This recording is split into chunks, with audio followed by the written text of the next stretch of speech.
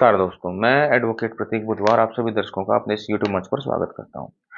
जब से बाबा सिद्दीकी की हत्या हुई है मुंबई के अंदर और उसके बाद कनाडा ने जो आरोप लगाए हैं जिसके अंदर कि अमित शाह का नाम भी शामिल है, एक हत्या का आरोप लगाया है कनाडा ने और जिसके अंदर लॉरेंस बिश्नोई गैंग की संलिप्तता बताई जा रही है।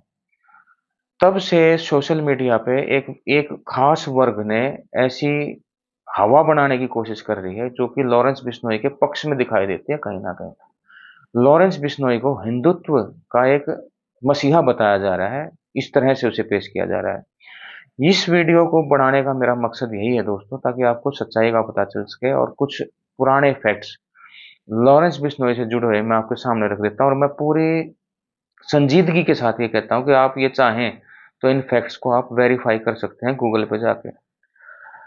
लॉरेंस बिश्नोई ने एक आपको अगर मैं बताऊं, लॉरेंस बिश्नोई गोल्डी बरार के आईएसआई पाकिस्तान के साथ गहरे ताल्लुकात हैं। ये मैं नहीं कह रहा हूं दोस्तों, ये हमारी जो एनआईए है, नेशनल इन्वेस्टिगेटिंग एजेंसी है, जो कि टेररिस्ट जो अटैक्स हैं, जो टेररिस्ट जो आतंकवादी हमले हैं, जैसे पुलवामा जैसा हमला हो गया और कोई बड़े हमले हो गए, उनकी छानबीन करती है, उनकी तहकीकात करती है, इन्वेस्टिगेशन करती है।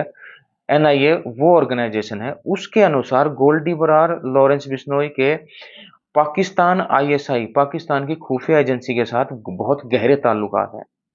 एनआईए का ये कहना है कि खालिस्तानी ऑर्गेनाइजेशन बब्बर खालसा इंटरनेशनल के साथ भी गोल्डी बरार और लॉरेंस बिश्नोई के गहरे ताल्लुकात हैं और इसका एक बहुत बड़ा प्रमाण है। प्रमाण ऐसे है दोस्तों कि लॉरेंस बिश्नोई गैंग जो है उसको रिस्पॉन्सिबल बताया है एनआईए ने। एक आरपीजी अटैक हुआ था 2022 10 मई 2022 को, जो पंजाब के अंदर स्टेट इंटेलिजेंस हेडक्वार्टर है मोहाली के अंदर, उसके ऊपर एक आरपीजी रॉकेट प्रोपेल्ड ग्रेनेड, जो आपने देखा होगा कई बार जो आतंकवादी अपने कंधे पर रख के चलाते हैं, जिसे रॉकेट लॉन्चर भी कहा जाता है आम भाषा में, उस तरह का एक हथियार लेकर के और उससे उस पर हेडक्वार्टर पर जो इंटेलिजेंस हेडक्वार्टर है उस पर हमला किया गया था। जो रॉकेट प्रोपेल्ड ग्रेनेड का जो वो यंत्र है या वो हथियार है, वो ड्रोन के ज़रिए पाकिस्तान की सीमा से भारत की सीमा में भेजा गया था, जिसे रिसीव किया था लॉरेंस बिश्नोई के गैंग के मेंबर्स ने। और उसके बाद वो जब उस रॉकेट प्रोपेल्ड लॉन्चर को देखा गया उसको, तो उसके ऊपर मेड इन पाकिस्तान की मोहर थी, पाकिस्तान के अंदर बना हुआ था वो।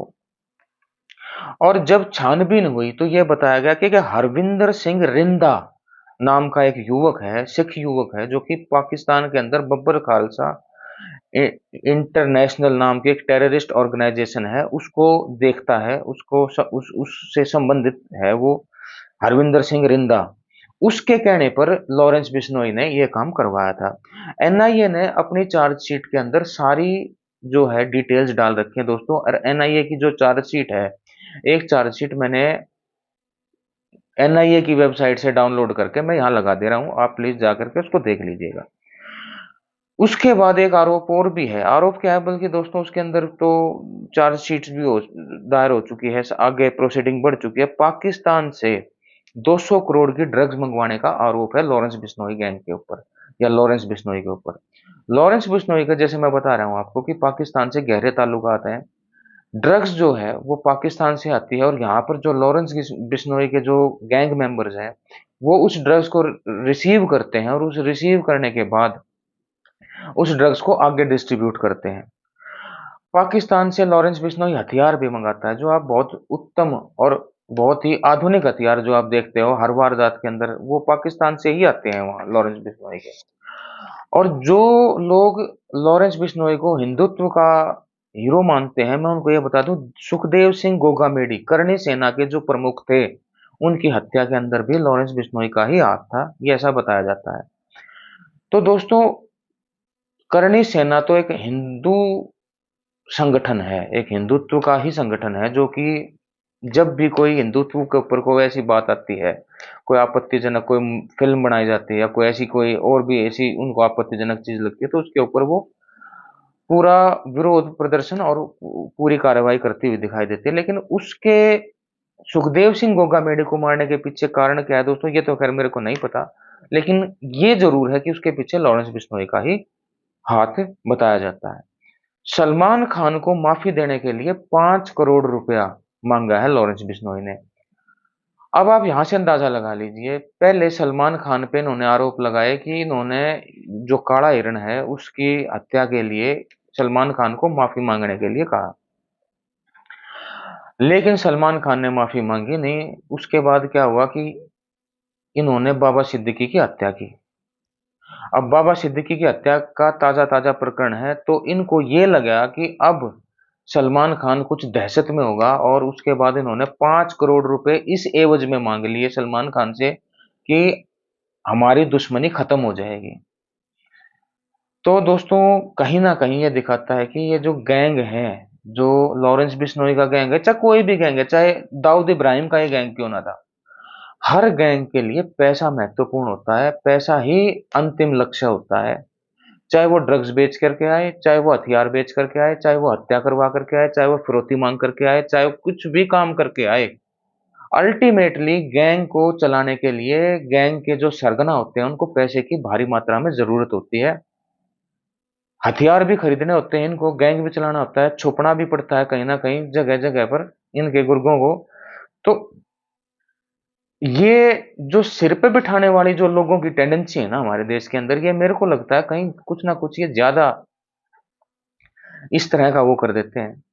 अब खालिस्तानी सरगना जो था, जो भिंडरवाड़ा था, उस भिंडरवाड़े की फोटो वाली टी शर्ट भी पहने हुए दिखता है एक फोटो के अंदर। लेकिन मैं आपको ये बता दूं, मैं इस चीज को कोई गंभीर हिसाब से नहीं लेता हूं दोस्तों, गंभीरता से नहीं लेता हूं। उसका कारण है, इस फोटो को दिखा करके लोग ये कह रहे हैं कि जिस आदमी ने भिंडरवाड़े की टी शर्ट पहन रखी है वो आदमी कनाडा में जाकर के खालिस्तानी को क्यों मारेगा। लेकिन मैं आपको बता देता हूँ, टी शर्ट पहनना, मान लीजिए मैं किसी व्यक्ति की टी शर्ट पहन रहा हूं, तो जरूरी नहीं है कि मैं उस व्यक्ति के सारे विचारों से संबंध, मतलब इनके लिए आचार और विचार कोई मायने रखता नहीं है दोस्तों। जहां इनको पैसा मिलेगा, जहां इनको अपॉर्चुनिटी मिलेगी अपने आगे के लिए, जहां इनको कोई ना कोई इनको कहीं ना कहीं से इनको पैसे का फायदा होता होगा, या कोई और किसी तरह की प्रोटेक्शन मिलती होगी और किसी तरह का कोई बेनिफिट मिलता होगा, वहां ये किसी भी कार्रवाई को अंजाम देने में नहीं हिचकते हैं। ये इस तरह का कुछ मामला होता है, और ये हर एक के साथ है। अकेला लॉरेंस बिश्नोई इसमें कोई अलग नहीं है। जितने भी गैंगस्टर हैं और आज तक हुए हैं, जितने भी गैंगस्टर हुए हैं इस देश के अंदर या कहीं पर भी, जितने भी कार्टेल्स हुए हैं, वे सारे के सारे एक इसी एक धारणा पे चलते हैं, पैसा, पैसा और पैसा। जहां पैसे की बात आती है वहां वे अपने साथी को भी मरवाने में और मारने में हर परहेज नहीं करते हैं। तो दोस्तों कृपया करके कमेंट में कुछ भी लिखने से पहले मैं आपसे आग्रह करूंगा, इन फैक्ट्स को वेरीफाई कर लीजिएगा एक बार। मेरे हिसाब से जो मैं इस चीज की जिम्मेवारी लेता हूँ, जो फैक्ट्स मैंने दिए हैं वो मैंने पूरी तरह से वेरीफाई करके डाल रहा हूँ यहाँ पर। और आपका इस बारे में क्या मानना है, कृपया करके कमेंट्स में जरूर बताएं। इसी के साथ मैं आपसे आज्ञा चाहता हूँ। नमस्कार, धन्यवाद।